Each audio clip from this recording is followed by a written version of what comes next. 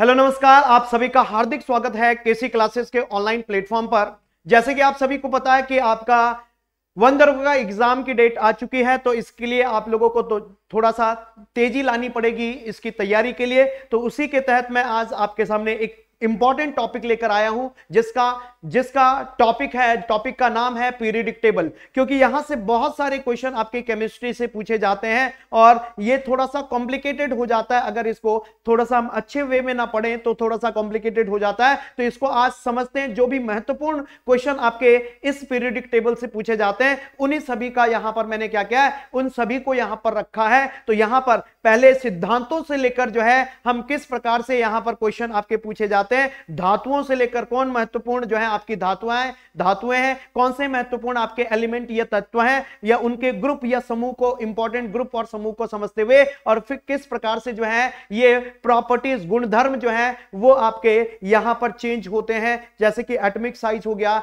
या आपका कह सकते हैं इलेक्ट्रोनेगेटिविटी हो गया, या आपका जो है इलेक्ट्रोपॉजिटिविटी हो गया। तो इन सभी प्रॉपर्टीज, एलिमेंट के इन सभी प्रॉपर्टीज को पीरियडिक टेबल पर किस प्रकार से जो है ये चेंज होती है, तो इन सभी को यहां पर बहुत आसान वे में हम समझेंगे। तो चलिए शुरू करते हैं आज के इस टॉपिक को, पीरियडिक टेबल। तो इसी तरीके से आपके जो है इंपॉर्टेंट जो टॉपिक्स हैं उनकी सीरीज आपके लिए आती रहेगी आपके वन दरोगा के एग्जाम तक। ठीक है, तो चलिए शुरू करते हैं। तो सबसे पहले पीरियडिक टेबल होती क्या है? तो पीरियडिक टेबल का मतलब होता है कि जो भी एलिमेंट्स अभी तक खोजे गए हैं, तो उन एलिमेंट्स को उनके गुणधर्म के आधार पर, उनकी प्रॉपर्टीज के बेसिस पर जो हम अरेंज किया जाता है, तो उस अरेंजमेंट ऑफ टेबल को हम क्या बोलते हैं, उसी को पीरियडिक टेबल बोला जाता है। तो इसके लिए जो है वो साइंटिस्ट, कौन कौन से साइंटिस्ट इंपॉर्टेंट है जिन्होंने जो है ये सिद्धांत दिए थे, और आज के पीरियडिक टेबल पर हम पहुंचे, जिसको हम क्या कहते हैं, आज के मॉडर्न पीरियडिक टेबल पर कहते हैं, यानी आधुनिक आवर्त सारणी, जिसको किसने दिया था, मोजले ने दिया था। तो ये कहां से स्टार्ट हुआ और कैसे हम जो है आधुनिक आवर्त सारणी तक पहुंचे थे, तो इसके लिए अलग अलग जो है साइंटिस्टों ने अलग अलग सिद्धांत दिए थे। तो उन सिद्धांतों से भी डायरेक्टली आपके क्वेश्चन पूछा जाता है। तो यहां पर देखेंगे कि जो इंपॉर्टेंट साइंटिस्ट थे, तो वो कौन कौन से। सबसे पहला डोवर्नियर का जो है त्रिक सिद्धांत जो है, ये आपका पीरियडिक टेबल में पीरियड जो एलिमेंट्स हैं उनको अरेंज करने के लिए लाया गया। इसके कुछ आपके क्या है, कुछ कमियां थी, उन कमियों की वजह से फिर जो है न्यूलैंड का अष्टक सिद्धांत आया। फिर न्यूलैंड के जो है कमियों को खोजा गया। फिर जो है मेंडलीव की आवर्त सारणी, जो आपकी जो आधुनिक सारणी का जो अगर हम बात करें बेसिस बना, वो कौन सा बना, मेंडलीव की आवर्त सारणी बना। फिर आपकी जो है आधुनिक आवर्त सारणी आती है, जिसको जो है किसने बनाया, मोजले ने बनाया है। ठीक है, तो ये किस किस सिद्धांत पर आधारित है, इन्हीं से डायरेक्टली आपका क्वेश्चन पूछा जाता है। तो यहां पर जो नाम दिए गए, तो डोवर्नियर का कौन सा सिद्धांत, त्रिक सिद्धांत। ठीक है, ट्रायड्स। और न्यूलैंड का कौन सा, अष्टक सिद्धांत, जिसको हम लॉ ऑफ ऑक्टेव भी बोलते हैं। मेंडलीव ने जो है आवर्त सारणी में एलिमेंट्स को किस प्रकार से रखा, किन गुणधर्म के आधार पर रखा, तो मेंडलीव ने जो है वो किसके, परमाणु भार, जिसको हम क्या बोलते हैं, एटॉमिक मास के आधार पर। जो आपकी आधुनिक आवर्त सारणी है, जिसको हम क्या बोलते हैं, जिसको किसने बनाया था, मोजले ने। तो इसने क्या, किसके आधार पर, किस गुणधर्म के आधार पर जो है वो एलिमेंट्स को अरेंज किया था, तो वो होता है आपका एटॉमिक नंबर, क्योंकि इसने एटॉमिक नंबर की खोज करी थी। तो इनसे आपका डायरेक्टली क्वेश्चन पूछा जाता है। तो थोड़ा सा इंपॉर्टेंट इनके पॉइंट्स के बारे में हम समझ लेते हैं। तो इन्होंने क्या कहा कि जो है, अब यहां पर सबसे पहले अगर हम बात करते हैं किसके, डोवर्नियर्स ट्राइड्स। ट्राइड्स क्या होते हैं भाई, ट्राइड्स जो है 3 एलिमेंट्स का समूह होता है। तो ट्राइड्स का मतलब है 3 एलिमेंट्स के समूह में इन्होंने जो है, 3 एलिमेंट्स के समूह में जो है इन्होंने क्या किया, यहां पर एलिमेंट्स को रखा। जैसे कि यहां पर आप देख रहे हैं एल्कली, और जो है आपका एल्कली फॉर्मर्स में देख रहे हैं लिथियम, सोडियम और पोटेशियम। तो यहां पर इन्होंने कहा कि जो आपके आउटर एलिमेंट्स हैं, जैसे आपका ये जो है लिथियम और पोटेशियम, तो इसका जो बीच का जो एलिमेंट है सोडियम, इसका जो एटॉमिक मास होगा, वो एटॉमिक मास इन दोनों के एवरेज के बराबर होगा। तो इस प्रकार से इन्होंने जो है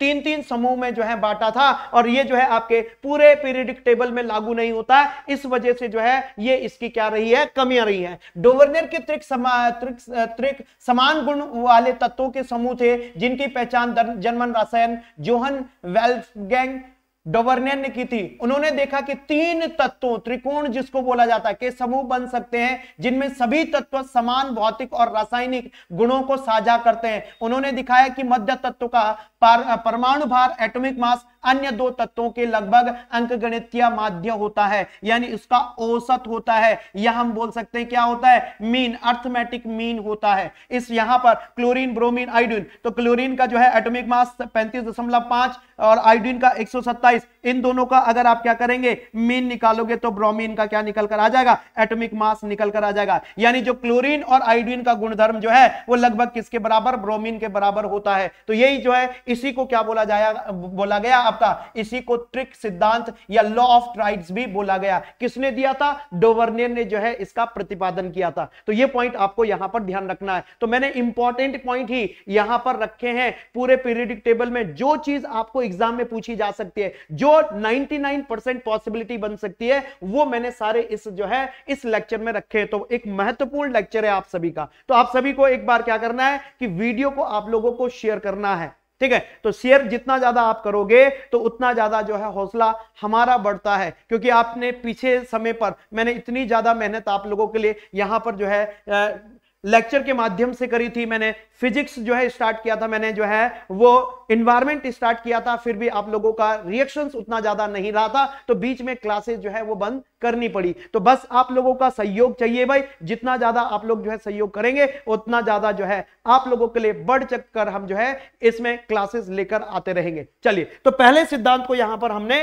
कवर किया, जो कि आपका कौन सा होता है, डोवर्नियर का ट्रिक सिद्धांत। फिर इसके बाद इसकी कमियों को खोजते हुए फिर आते हैं आपके कौन से, न्यूलैंड भाई साहब, जिन्होंने क्या दिया, अब अष्टक सिद्धांत दिया। अष्टक सिद्धांत का मतलब है कि जो 8वें एलिमेंट की प्रॉपर्टी है वो पहले एलिमेंट की प्रॉपर्टी के साथ रिसेंबल करती है। तो इसी को क्या बोला जाता है, इसी को बोला जाता है आपका अष्टक सिद्धांत। तो इन्होंने जो है ये अलग अलग, ये आपके न्यूलैंड्स ने जो है ऑक्टेव्स में हाइड्रोजन से स्टार्ट किया और इसको ऑस्मियम तक जो है इसको कंप्लीट किया। तो ये अलग अलग जो है इन्होंने क्या किया, अलग अलग ऑक्टेव्स में इनको रखा। यानी इसका मतलब है कि 8वें तत्व का जो गुणधर्म है, रासायनिक और भौतिक गुणधर्म जो है वो पहले तत्व के साथ मीट करता है, ठीक है। तो ये जो है ये किसने दिया था, न्यूलैंड ने जो है लॉ ऑफ ऑक्टेव्स दिया था। अगर एग्जांपल की बात करें तो ये देख लीजिए भाई, लिथियम जो है, लिथियम की प्रॉपर्टी जो है वो किसके साथ साझा कर रहा है, वो सोडियम के साथ साझा कर रहा है। इसी तरीके से बेरियम जो है वो किसके साथ, मैग्नीशियम के साथ। इसी तरीके से जो ये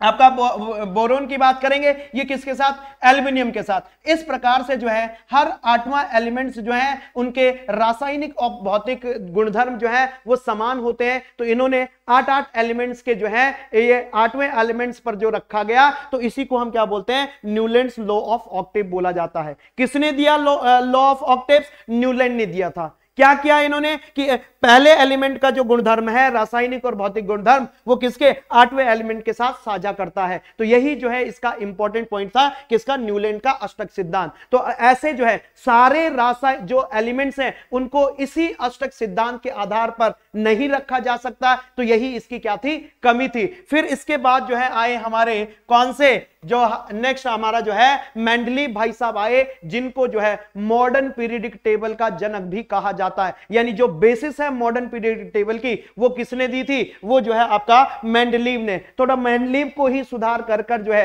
वो मोजले ने जो है आधुनिक पीरियडिक टेबल को दिया। तो यानी बेसिस की अगर बात करें तो बेसिस कौन सा हो जाता है, मेंडलीव की आवर्त सारणी। तो मेंडलीव ने क्या किया, यहां पर जो है एलिमेंट्स को पीरियडिक टेबल में कैसे, वर्ग और जो है किसके आधार पर, समूह के आधार पर। इन्होंने जो है वर्ग में और समूह में जो है वो अलग अलग एलिमेंट्स को रखा। किसके बेसिस पर, उनके एटॉमिक मासेस के बेसिस पर, यानी जो है परमाणु भार के बेसिस पर जो है इन्होंने एलिमेंट्स को रखा, जिसमें कि पहला आपका हाइड्रोजन, फिर इसके आरोही क्रम में जो है इन्होंने क्या है, एटॉमिक मासेस को बढ़ते हुए क्रम में रखा गया। और इस प्रकार से इन्होंने पीरियडिक टेबल बनाई, जिसको हम क्या बोलते हैं, मेंडलीव की आवर्त सारणी। तो देखिए मेंडलीव के आधुनिक नियम के अनुसार तत्वों के भौतिक और रासायनिक विशेषताएं उनके परमाणु द्रव्यमान का एकाधिक आवधिक कार्य है। यानी इसका मतलब है किसके बेसिस पर, यहां पर एटॉमिक मास के बेसिस पर।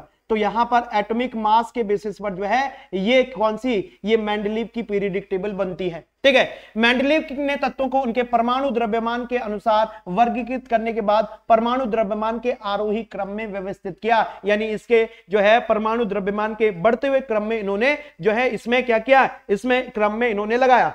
तत्वों के भौतिक और रासायनिक गुण उनके परमाणु भार के आवर्त फलन होते हैं। बस ये बहुत ही इंपॉर्टेंट पॉइंट है कि जो उनके भौतिक और रासायनिक गुण हैं वो किसके, परमाणु भार के आवर्त फलन होते हैं। तो मेंडलीव ने पहली बार आवर्त सारणी का विकास किया और इन्होंने उस टाइम पर, मेंडलीव के टाइम पर जो है कितने 7 पीरियड्स और कितने 9 ग्रुप इन्होंने दिए हैं। तो यहां पर 7 पीरियड्स और यहां पर बात करेंगे कितने 9 ग्रुप्स को इन्होंने यहां पर दिया। तो ये कितने 7 पीरियड्स है और ग्रुप कितने हैं यहां पर 9 ग्रुप में इन्होंने जो है पीरियडिक टेबल को यहां पर बांटा। फिर इन्हीं के मेंडलीव की जो पीरियडिक टेबल है उसको जो है सही करने का काम जो है वो आगे किसने लिया, उसका बेड़ा लिया किसने, जो है आपके मोजले ने। फिर 1913 में जो है हेनरी मोजले ने तत्वों के नए गुण एटॉमिक नंबर की खोज करी। तो यानी अगर आपसे पूछा जाए कि एटॉमिक नंबर की खोज कौन करते हैं, तो ये एलिमेंट के एटॉमिक नंबर की खोज कौन करते हैं, तो एटॉमिक नंबर की खोज जो है वो किसके द्वारा, एटॉमिक नंबर की खोज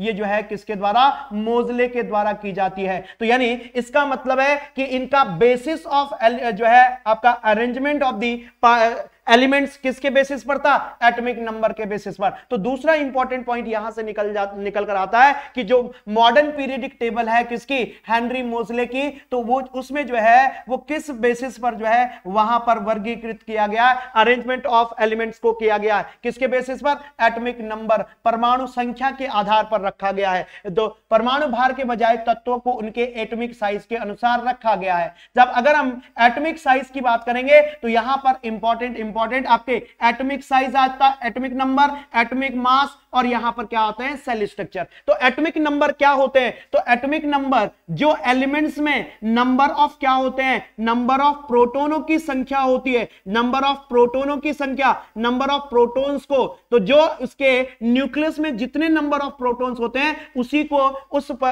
उस एलिमेंट का, उस तत्व का क्या कहलाता है, वो एटॉमिक नंबर कहलाता है। एटॉमिक साइज जो है, तो एटॉमिक मास जो है वो क्या होता है, तो एटॉमिक मास को अगर हम बात करते हैं तो एटॉमिक मास जो है वो लगभग जो है ये twice of the atomic number होता है। तो एटॉमिक मास जो है एटॉमिक नंबर के क्या होता है, ये लगभग ट्वाइस होता है। सेल स्ट्रक्चर का मतलब है कि इसमें जितने नंबर ऑफ प्रोटॉन्स उतने नंबर वो क्या होते हैं, इलेक्ट्रॉन्स होते हैं। और इलेक्ट्रॉन्स क्या करते हैं भाई, ये जो इलेक्ट्रॉन्स है ये आउटर सेल्स में रिवॉल्व करते जाते हैं। तो इनके जो इलेक्ट्रॉन्स रिवॉल्व करते हैं तो वो आपके किसमें, ये आपके सेल स्ट्रक्चर में। तो यहां पर देख लीजिए भाई कि अगर जो है ये किसके बेसिस पर, एटॉमिक नंबर के बेसिस पर हम जो है यहां पर क्या है, इनके जितने भी सेल स्ट्रक्चर्स हैं वो देख लेते हैं। मान लीजिए ये आपका लिथियम है और लिथियम का परमाणु क्रमांक या एटॉमिक नंबर कितना होता है, 3 होता है। यानी इसका मतलब है कि इसमें कितने 3 नंबर ऑफ प्रोटॉन्स और 3 नंबर ऑफ इलेक्ट्रॉन्स। और इलेक्ट्रॉन प्रोटॉन्स कहां पर होंगे, 3, ये आपके न्यूक्लियस में होंगे। और जो है नंबर ऑफ ये क्या है, यहां पर नंबर ऑफ प्रोटॉन्स है, नंबर ऑफ यहां पर क्या है, ये इलेक्ट्रॉन्स भी है। तो नंबर ऑफ प्रोटॉन्स और नंबर ऑफ इलेक्ट्रॉन्स की संख्या कितनी है, 3। तो नंबर ऑफ इलेक्ट्रॉन्स जो है ये आउटर सेल में जो है, या इन्होंने क्या दिया, यहां पर सेल स्ट्रक्चर दिया। तो मैं अगर सेल स्ट्रक्चर यहां पर बनाता हूं तो आपके जो है यहां पर अलग अलग सेल्स जो होंगी वो कौन कौन सी, तो ये आपके ये अलग अलग आपके क्या कौन कौन सी सेल्स होती हैं, KLM और N, KLM और N जो है ये क्या होती है। तो इनके जो इनमें जो KLM N में जो नंबर ऑफ इलेक्ट्रॉन्स आपके आते हैं मैक्सिमम, तो ये कितने आते हैं, 2, 8, 18, 2, 8, 18 जो है इलेक्ट्रॉन्स इसमें पूछे जाते हैं, जो है आपके रिवॉल्व करते हैं। मैक्सिमम इलेक्ट्रॉन्स जो है ये KLMN जो है स्ट्रक्चर, सेल स्ट्रक्चर है, उसमें आपके 2, 8, 18 इलेक्ट्रॉन्स जो है वो मैक्सिमम रिवॉल्व कर सकते हैं। जैसे कि यहां पर अगर देखा जाए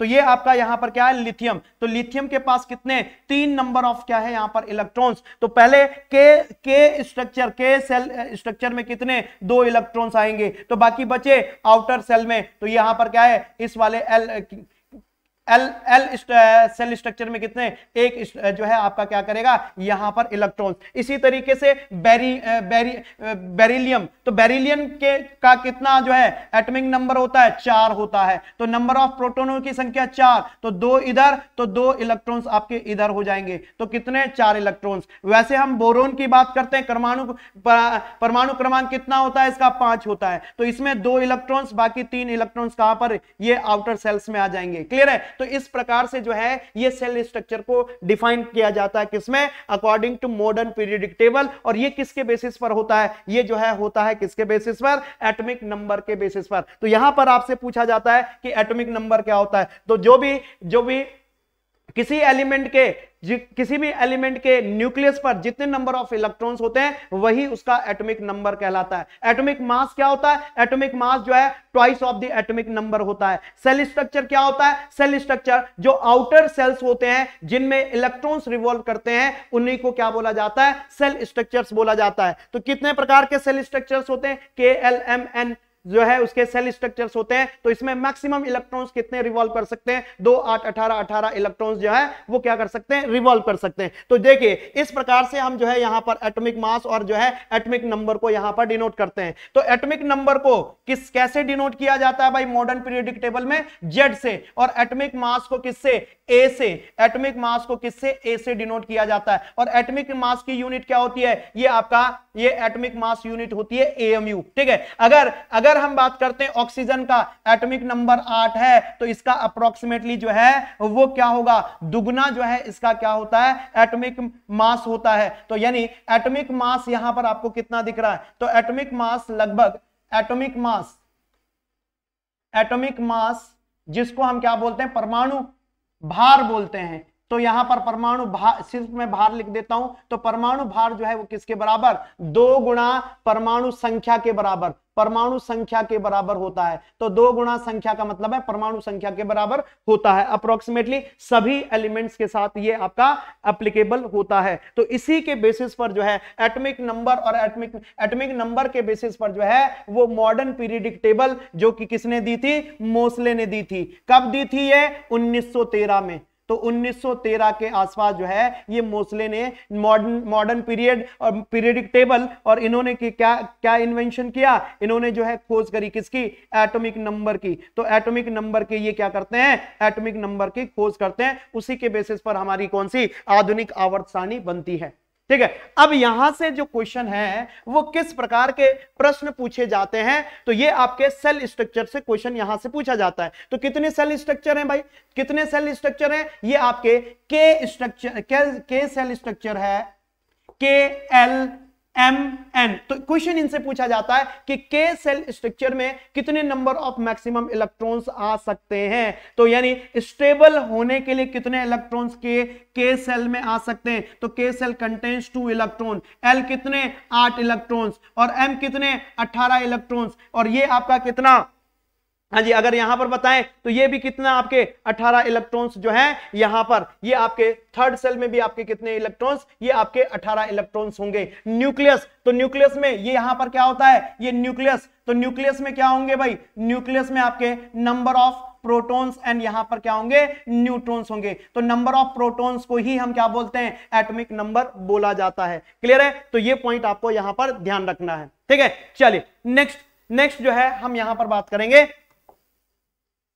ये जो ये है आपकी आधुनिक आवर्त सारणी। अब आधुनिक आवर्त सारणी में जो है यहां पर कितने नंबर ऑफ पीरियड्स, जो देखो यहां पर जो है ये आपके वर्टिकल कॉलम्स हैं। तो इन वर्टिकल कॉलम्स को क्या बोला जाता है, इन वर्टिकल कॉलम्स को बोला जाता है, इनको क्या बोला जाता है, ग्रुप बोला जाता है, समूह बोला जाता है। और ये जो हॉरिजॉन्टल जो है आपके मेंबर्स हैं, तो ये हॉरिजॉन्टल मेंबर्स को क्या बोला जाता है, इनको पीरियड बोला जाता है। तो आवर्त जो आधुनिक आवर्त सारणी जो है उसमें कितने पीरियड है, 7 पीरियड्स हैं। और ग्रुप कितने हैं, समूह, यानी ये आवर्त कितने हैं, आवर्त कितने हैं, 7 आवर्त हैं। समूह कितने हैं, समूह जो है यहां पर कितने, 18 समूह हैं। तो कितने, 7 आवर्त और कितने, 18 समूह। तो ये देख लीजिए भाई, हाइड्रोजन से लेकर आपका जो है यहां पर ये 103 नंबर का एलिमेंट्स। अब ये देखो, ये भी जो है आपके अलग अलग, ये जो है आपके लिंथेनाइड्स होते हैं, इनको बोलते हैं जो आपके 58 से 71 तक के जो आपके एटॉमिक नंबर के जो एलिमेंट्स हैं इनको लिंथेनाइड्स, और ये 90 से लेकर 103 तक के एलिमेंट्स को क्या बोला जाता है, एक्टिनाइड्स बोला जाता है। तो ये जो है आपके क्या है, और ये 7 आवर्त हैं और कितने ग्रुप हैं, कितने समूह हैं, यहां पर 18 समूह है। और अलग अलग एलिमेंट्स की अगर हम बात करते हैं, अलग अलग जो है आवर्त की बात करते हैं, तो अलग अलग पहले आवर्त में 2 एलिमेंट्स होते हैं, हाइड्रोजन और हीलियम। दूसरे में कितने, 8 एलिमेंट्स होते हैं। तीसरे में कितने, 18 एलिमेंट्स। चौथे में 18, पांचवें में 18, छठे में जो है 32, बाकी 7वें एलिमेंट्स में जो है ये सारे एलिमेंट्स, शेष एलिमेंट्स आ जाते हैं। क्लियर है? तो यहां से क्वेश्चन आपका पूछा जा सकता है कि ये जो है आपके कि दूसरे आवर्त में या दूसरे जो है आपके पीरियड में कितने एलिमेंट्स, तीसरे पीरियड में कितने एलिमेंट्स, चौथे पीरियड में कितने एलिमेंट्स, जो है छठे पीरियड में कितने एलिमेंट्स, 7वें पीरियड में कितने एलिमेंट्स होते पाए जाते। आवर्त जो आधुनिक आवर्त सारणी है तो उसमें कितने जो है आपके एलिमेंट्स पाए जाते हैं अलग अलग आवर्त में, या अलग अलग हम बात करते हैं पीरियड्स में। तो ये क्वेश्चन यहां से पूछा जा सकता है, तो ये आपके एग्जाम के लिए क्या होगा, इंपॉर्टेंट होगा। अब यहां से क्वेश्चन आपका जो है वो पूछा जाता है कि प्रॉपर्टीज, जैसे जैसे हम आवर्त की तरफ जाते हैं, जैसे जैसे हम समूह की तरफ जाते हैं, left to right, top to bottom जाते हैं, तो जो प्रॉपर्टीज हैं एलिमेंट्स की, उन प्रॉपर्टीज पर क्या प्रभाव पड़ता है, तो वही आपके लिए मोस्ट इंपॉर्टेंट टॉपिक है यहां से, और वहीं से आपका डेफिनेटली एक क्वेश्चन आपका पूछा जाना है। ठीक है, क्या होता है, चलिए देख लेते हैं भाई। ठीक है, तो यहां पर देखिए आधुनिक आवर्त सारणी में यहां पर 18 ऊर्ध्वाधर स्तंभ है, जिनको क्या बोला जाता है, ऊर्ध्वाधर का मतलब है ये वर्टिकल कॉलम्स, उन वर्टिकल कॉलम्स को समूह में जाना जाता है। ठीक है, यहां पर कुछ इंपॉर्टेंट आपके समूह हैं जो डायरेक्टली क्वेश्चन यहां से पूछे जाते हैं कि पहले समूह के तत्वों को क्या बोला जाता है, क्षार धातु बोला जाता है। ठीक है, क्षार धातु का मतलब है बेसिक एलिमेंट्स बोला जाता है। अगर हम सेकंड की बात करते हैं, क्षारीय पृथ्वी धातु बोला जाता है, क्योंकि वो पृथ्वी में पाए जाने वाले एलिमेंट्स जो हैं वो आपके कौन से, दूसरे तत्वों में होते हैं। ठीक है, और तीसरा यानी इनके पहले तत्वों के जो ऑक्साइड्स होते हैं वो क्या बनाते हैं, क्षार बनाते हैं, बेस बनाते हैं। और जो सेकंड एलिमेंट्स हैं तो वो जो एलिमेंट्स हैं वो पृथ्वी में ज्यादातर पाए जाते हैं, तो जब उनके ऑक्साइड्स, तो उनके ऑक्साइड जो है क्षारीय पृथ्वी धातु उनको बोला जाता है। क्लियर है? 15वें तत्वों को क्या बोला जाता है, नाइट्रोजन्स बोला जाता है, यानी नाइट्रोजन के समूह वाले जो है एलिमेंट्स को नाइट्रोजन्स बोला जाता है। 16 के तत्वों को क्या बोला जाता है, चाकोजेंस बोला जाता है, 17वें को हेलोजेंस बोला जाता है, और 18वें को नोबल गैस या शून्य समूह इसको बोला जाता है। तो एज इट इज आपको जो है यहां पर ध्यान रखना है। ठीक है, अब यहां पर हम देख सकते हैं आगे कि ये देखिए फर्स्ट ग्रुप को हमने क्या बोला, क्षार धातु बोला है। ठीक है, बेसिक जो है क्या बोला हमने, एलिमेंट्स बोला है। क्यों? क्योंकि जो है इनके ऑक्साइड्स क्या करते हैं, इनके ऑक्साइड्स जो है वो इनके साथ रिएक्शन, ऑक्साइड जो है रिएक्शन करके क्या बनाते हैं, यहां पर क्षार बनाते हैं। दूसरा आपके जो है ग्रुप नंबर 2 की अगर हम बात करते हैं तो ये आपका बेरियम, मैग्नीशियम, कैल्शियम, ये जो है आपके क्या है, दूसरे समूह के तत्व होते हैं। तो ये आपके क्षारीय पृथ्वी धातु कहलाते हैं, क्योंकि इनके ऑक्साइड क्षारीय प्रकृति के होते हैं। 11वें समूह को हम क्या बोलते हैं, सिक्का धातु। क्यों? क्योंकि इनको जो है सिक्का बनाने में, सिक्का ढालने में इनका उपयोग किया जाता है। कॉपर जो है, गोल्ड, और जो है आपका इस प्रकार से कॉपर गोल्ड आपके जो है किस में आते हैं, सिक्का धातु में आते हैं। अगर हम 17वें ग्रुप्स की बात करते हैं तो इनको जो है हेलोजेंस कहा जाता है, और मोस्ट रिएक्टिव होते हैं। ये एलिमेंट्स आपके क्या होते हैं, मोस्ट रिएक्टिव। और क्वेश्चन यहां से पूछा जा सकता है, इनमें जो आपके हेलोजेंस होते हैं, तो हेलोजेंस में मोस्ट रिएक्टिव एलिमेंट्स कौन सा होता है, तो ये आपका कौन सा, फ्लोरीन जो है इसमें मोस्ट रिएक्टिव एलिमेंट्स होते हैं। क्यों इनको हेलोजन क्यों बोला जाता है, हेल का मतलब होता है नमक, और जीन का मतलब है उत्पादक। तो यही जो है आपके किसके, नमक के उत्पादक होते हैं, यानी ये जो है साल्ट बनाने के काम आते हैं। तो यही आपके जो है साल्ट फॉर्मेशन का काम करते हैं, और ये इसमें से मोस्ट रिएक्टिव एलिमेंट कौन सा होता है, आपका फ्लोरीन होता है। और ग्रुप 18 के समूह को हम क्या बोलते हैं, ग्रुप 18 के समूह को हम शून्य समूह बोला जाता है। क्यों नोबल गैस बोला जाता है, क्यों शून्य समूह बोला जाता है, क्योंकि इनका जो आउटर सेल है वो कंप्लीटली फिल्ड होता है। तो कंप्लीटली फिल्ड होता है,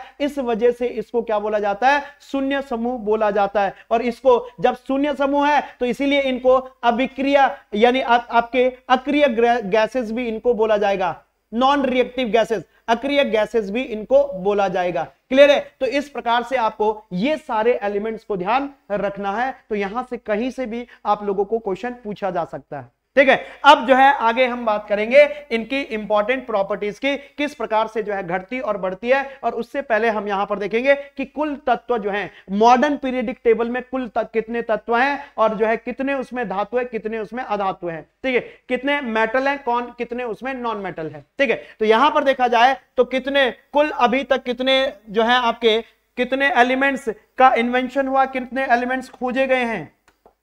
तो कितने टोटल 118 एलिमेंट्स खोजे गए हैं, जिसमें 91 धातु हैं और जो है 27 क्या है, 27 इसमें अधातु है। अब क्वेश्चन यहां से आपको पूछा जाता है कि पृथ्वी पर सबसे अधिक मात्रा में पाए जाने वाला तत्व, तत्व का मतलब है आपको एलिमेंट बोलेगा, तो सबसे ज्यादा मात्रा में पाए जाने वाला एलिमेंट कौन सा है, ऑक्सीजन। अगर इस तत्व की जगह अगर आपसे पूछा जाए धातु, धातु का मतलब मेटल, तो क्या आंसर हो जाएगा आपका, एलिमेंट हो जाएगा। अगर आपको सबसे हल्का तत्व पूछा जाएगा तो हल्का तत्व क्या होता है, वो आपका हाइड्रोजन होता है। अगर आपको धातु, हल्का धातु या मेटल पूछा जाएगा तो वो क्या होता है, लिथियम होता है। अगर सबसे भारी तत्व आपसे पूछा जाए तो वो क्या होता है, अनोक्टियम होता है। अगर आपसे भारी धातु पूछा जाए तो वो क्या होती है, ऑस्मियम। तो इसी तरीके से आपके क्वेश्चन पूछा जाता है, तो इसमें कंफ्यूज नहीं होना है, तत्व और आपके किसमें, धातु में, यानी आपके एलिमेंट और जो है आपके मेटल में।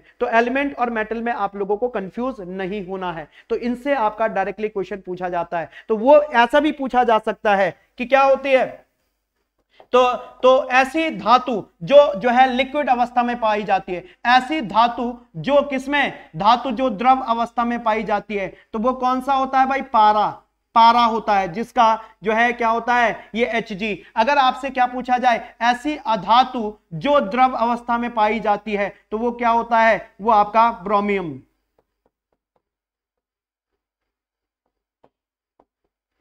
ठीक है, तो इस प्रकार से आपको क्वेश्चन यहां से पूछे जा सकते हैं। क्लियर है? अब आगे हम यहां पर इंपॉर्टेंट जो है इनकी प्रॉपर्टीज के बारे में थोड़ा सा डिस्कस करते हैं। ठीक है, तो सबसे पहला है जो है साइज। आवर्त सारणी में देखो यहां पर इंपॉर्टेंट क्या है, आपका साइज है, दूसरा आपका क्या है, इलेक्ट्रोनेगेटिविटी है, इनका मेटेलिक कैरेक्टर है।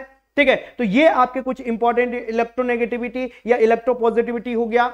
तो एटॉमिक साइज कैसे घटता है, कैसे बढ़ता है, तो ये आपसे एग्जाम में डायरेक्टली क्वेश्चन पूछा जाता है। यहां पर देखिए कि एटॉमिक साइज जो है, वो एटॉमिक साइज जब हम लेफ्ट टू राइट की तरफ जाते हैं, जब हम लेफ्ट टू राइट की तरफ जाते हैं तो क्या होता है, वो एटॉमिक साइज घटता है। किस कारण से घटता है, जब हम देखो, अब यहां पर देखो कि सभी सेल्स तो समान है, बट यहां पर क्या है, नंबर ऑफ प्रोटॉन्स क्या हो रहे हैं, बढ़ रहे हैं। जब नंबर ऑफ प्रोटॉन्स बढ़ते हैं तो इनमें जो है वो क्या होता है, वो चार्जेस जो है बढ़ने के कारण, नंबर ऑफ प्रोटॉन्स या न्यूक्लियस में पॉजिटिव चार्जेस बढ़ने के कारण इनका साइज क्या होता है, रिड्यूस होता है। तो साइज क्या होता है भाई, रिड्यूस। तो यानी अगर ऐसे साइज रिड्यूस होता है तो ऐसे में साइज क्या होता है, बढ़ता है। तो ऐसे में साइज क्या होता है, ऐसे में साइज की बात करेंगे तो साइज क्या होता है, बढ़ता है। किसकी वजह से, नंबर ऑफ सेल स्ट्रक्चर जो है वो जब हम डाउन द ग्रुप जाते हैं तो डाउन द ग्रुप जाने पर क्या होता है, number of shell structure increase होते हैं। क्लियर है? तो इस तरीके से आपको ये पॉइंट ध्यान रखना है। ठीक है, ये देख लीजिए भाई, यहां पर जब नीचे हाइड्रोजन से लेकर हम जो है ये नीचे की डायरेक्शन में जाते हैं तो देखो यहां पर number of shell structure, hydrogen, lithium, sodium, number of shell structure क्या हो रहे हैं, बढ़ रहे हैं। जब नंबर ऑफ सेल स्ट्रक्चर बढ़ रहे हैं इसका मतलब है इनका एटॉमिक साइज भी क्या कर रहा होगा, बढ़ रहा होगा। तो इस प्रकार से आपको ध्यान देना है, down the group atomic size बढ़ता है, और जब हम क्या है लेफ्ट टू राइट की तरफ जाते हैं तो एटॉमिक साइज क्या होता है, रिड्यूस होता है। क्यों? क्योंकि नंबर ऑफ जो है न्यूट्रॉन्स बढ़ने के कारण वो क्या, सॉरी, नंबर ऑफ प्रोटॉन्स बढ़ने के कारण जो है वो एटॉमिक साइज क्या होता है, रिड्यूस होता है। तो ये पॉइंट भी आपको ध्यान रखना है। यहां पर सारे पॉइंट्स आपको क्लियर हो जाएंगे कि जैसे जैसे हम किसकी तरफ जाएंगे भाई? जैसे हम लेफ्ट से राइट की तरफ, देखो एरो का मतलब है जहां पर ज्यादा होगा, और अगर एरो नहीं है तो उधर कम। तो मेटेलिक नेचर यानी इनका धातुय प्रवृत्ति जो है, जैसे जैसे हम इधर की तरफ जाते हैं धातुय प्रवृत्ति क्या होती है इनकी? कम होती है। नॉन मेटेलिक, तो अगर इस डायरेक्शन में धातुय प्रवृत्ति, तो यानी नॉन मेटेलिक नेचर जो है इस डायरेक्शन में क्या हो जाएगा? इंक्रीज हो जाएगा। इलेक्ट्रॉन एफिनिटी, इलेक्ट्रॉन एफिनिटी का मतलब है इलेक्ट्रॉन्स को लेने की जो इसकी टेंडेंसी है वो किस डायरेक्शन में? देखो आपने फ्लोरीन, तो फ्लोरीन का अगर हम देखा जाए तो उसका एटॉमिक नंबर 9 होता है, तो जो है क्या होगा भाई? सॉरी, उसका फ्लोरीन की अगर हम बात करते हैं तो फ्लोरीन में जो है वो नंबर ऑफ, अगर देखा जाए तो नंबर ऑफ इलेक्ट्रॉनों की संख्या कितनी होती है उसमें? तो नंबर ऑफ इलेक्ट्रॉनों की संख्या जो है आउटर सेल में जो है वो कंप्लीट ऑक्टेव बनाता है, जिस वजह से एक इलेक्ट्रॉन की जो है उसमें क्या होती है? कमी होती है। तो एक इलेक्ट्रॉन वो इजीली क्या कर सकता है? पिक कर सकता है, एक इलेक्ट्रॉन इजीली वो ले सकता है। तो जैसे जैसे इधर हम जाते जाएंगे तो वो जो आउटर सेल में है वो नंबर ऑफ इलेक्ट्रॉनों की जो लेने की टेंडेंसी है वो क्या होती जाती है? इंक्रीज होती जाती है। ठीक है, तो अगर हम इधर की बात करेंगे तो यहां पर आपके जो है यानी पहले समूह की बात करेंगे या पहले समूह की बात करेंगे तो वहां पर जो आउटर सेल्स होंगे तो उसमें जो है नंबर ऑफ इलेक्ट्रॉनों की जो स्टेबल होने की जो संख्या है वो ज्यादा चाहिए होगी, यानी नंबर ऑफ इलेक्ट्रॉन उसको ज्यादा चाहिए होंगे, तो यानी उसकी एफिनिटी क्या हो जाती है? कम हो जाती है। तो जैसे जैसे इधर की तरफ हम जाएंगे तो नंबर ऑफ इलेक्ट्रॉन की एफिनिटी उसकी क्या होती जाती है? इंक्रीज होती जाती है। और जैसे नंबर ऑफ इलेक्ट्रॉन्स एफिनिटी बढ़ती है तो यानी उसकी आयोनाइजेशन एनर्जी भी क्या होती है? इंक्रीज होती है। और एटॉमिक साइज जो है डिक्रीज किस डायरेक्शन में? वो इस डायरेक्शन में एटॉमिक साइज डिक्रीज, तो यानी इस डायरेक्शन में एटॉमिक साइज क्या होता है? इंक्रीज होता है। अब एक क्वेश्चन पूछा जाता है, एक क्वेश्चन आपसे पूछा जाता है कि वैलेंसी जो है डाउन द ग्रुप क्या होती है और वैलेंसी जो है लेफ्ट टू राइट क्या होती है? तो इसका आंसर आपको जो है वो कमेंट बॉक्स में देना है। अब मैं सिर्फ बोलूंगा कि जब हम डाउन द ग्रुप जाते हैं तो वैलेंसी क्या होनी चाहिए? समान होनी चाहिए। ठीक है, तो वो जो है क्या रहती है? हमेशा से समान रहती है। तो ये पॉइंट आपको यहां पर ध्यान रखना है। ठीक है, चलिए भाई अगर यहां पर देखेंगे तो देखें तो जो है फ्लोरीन का क्या है? एटॉमिक नंबर कितना? 10 होता है। तो 10 होने के कारण मैंने क्या बोला? इलेक्ट्रॉन की एफिनिटी। अगर यहां पर फ्लोरीन और इधर हम जो है लिथियम उठाते हैं, ठीक है, तो लिथियम क्या होगा भाई? लिथियम का क्या होगा यहां पर? एटॉमिक, अगर हम देखें तो यहां पर हम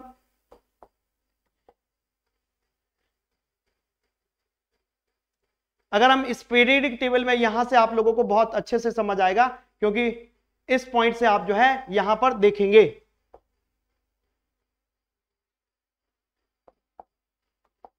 देखो अगर हम यहां पर फ्लोरीन की बात करते हैं और यहां पर हम किसकी बात करते हैं? लिथियम की बात करते हैं। ठीक है, तो लिथियम में जो है यहां पर क्या है? यहां पर 3 जो है इलेक्ट्रॉन्स हैं। तो 3 इलेक्ट्रॉन्स का मतलब है 2 इसके क्या होंगे? Shell structure. तो एक यहां पर होगा इसका इलेक्ट्रॉन, 2 यहां पर होंगे और एक इसके आउटर सेल में होगा। अब यहां पर फ्लोरीन की अगर हम बात करते हैं तो फ्लोरीन में कितने? इसका एटॉमिक नंबर 9 है। तो जब एटॉमिक नंबर 9 है तो बताओ इसमें कितने? इसमें 2 इलेक्ट्रॉन्स होंगे, तो बाकी इसमें कितने होंगे? 7 इलेक्ट्रॉन्स होंगे। अब यहां पर कितने? 4, 5, 6 और 7 इलेक्ट्रॉन्स। अब यहां पर इसको स्टेबल होने के लिए क्या चाहिए? 1 इलेक्ट्रॉनों की संख्या, और इसको स्टेबल होने के लिए कितने? 7 इलेक्ट्रॉनों की संख्या। तो कौन सा इजीली ले पाएगा? ये जो है इजीली यहां पर ले पाएगा और ये इजीली नहीं ले पाएगा। तो इसलिए हमने क्या बोला कि जब इस डायरेक्शन हम में जाते हैं तो इलेक्ट्रॉन एफिनिटी क्या होती है? इंक्रीज होती है। तो ये पॉइंट जो है आप लोगों को यहां पर ध्यान रखना है। तो बाकी इसमें हमने सारी प्रॉपर्टीज आपको यहां पर बता दी है। इस वाले पॉइंट में आपको सारी प्रॉपर्टीज, अगर हम लेफ्ट टू राइट जाएंगे तो कौन कौन सी प्रॉपर्टी इंक्रीज और डिक्रीज होती है, डाउन द ग्रुप जाएंगे तो कौन सी प्रॉपर्टी आपकी इंक्रीज और डिक्रीज, अगर इस डायरेक्शन में डिक्रीज होगी तो डाउन द ग्रुप क्या होगी? वो इंक्रीज होगी। तो ये पॉइंट आपको यहां पर ध्यान रखना है। क्लियर है? चलिए, और लास्ट में आपका मेटोलाइट्स। मेटोलाइट्स क्या होते हैं भाई? मेटोलाइट्स का मतलब क्या होता है? तो ना तो ये आपके क्या होते हैं, यानी मेटोलाइट्स का मतलब होते हैं कि इनमें जो है, मेटोलाइट्स का मतलब होता है कि इनमें जो है गुणधर्म किसके? मेटल्स के भी होते हैं, धातु के भी होते हैं और इनमें गुणधर्म जो है किसके, नॉन मेटल्स, या जिसको हम क्या बोलते हैं नॉन मेटल्स, या जिनको हम क्या बोलते हैं अधातु बोलते हैं। तो ये जो है किसके काम आते हैं, इनको जो है सेमीकंडक्टर बनाने के काम आते हैं। तो बहुत ही इंपॉर्टेंट पॉइंट है कि सेमीकंडक्टर बनाने के काम कौन से जो है कौन से एलिमेंट्स आते हैं, तो वो एलिमेंट्स जिनको हम उपधातु या मेटलॉइड्स बोलते हैं, जैसे कि आपका boron, silicon, germanium, arsenic, antimony, tellurium और जो है आपका पोलोनियम, ये जो है सभी के सभी जो है सेमीकंडक्टर बनाने के काम आते हैं। तो इसी तरीके से आपके क्वेश्चन पूछे जा सकते हैं इस एग्जाम्स में जो आने वाला उत्तराखंड का वन दरोगा का एग्जाम है।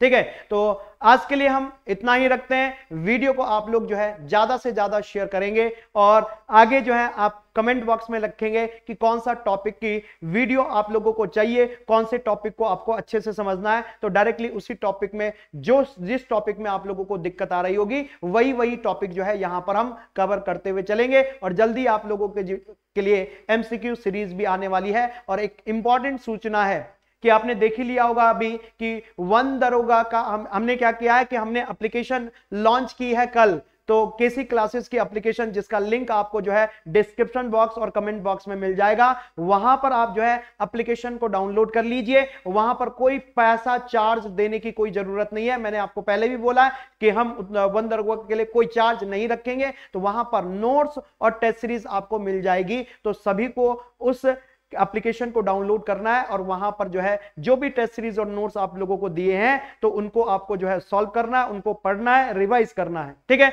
तो चलिए आज के लिए इतना ही रखते हैं। कल फिर आप लोगों से मुलाकात होगी। तब तक के लिए आप अपना ख्याल रखिएगा, पढ़ते जरूर रहिएगा और रिवाइज जो है जरूर करते रहिएगा। थैंक यू, धन्यवाद। जय हिंद, जय उत्तराखंड।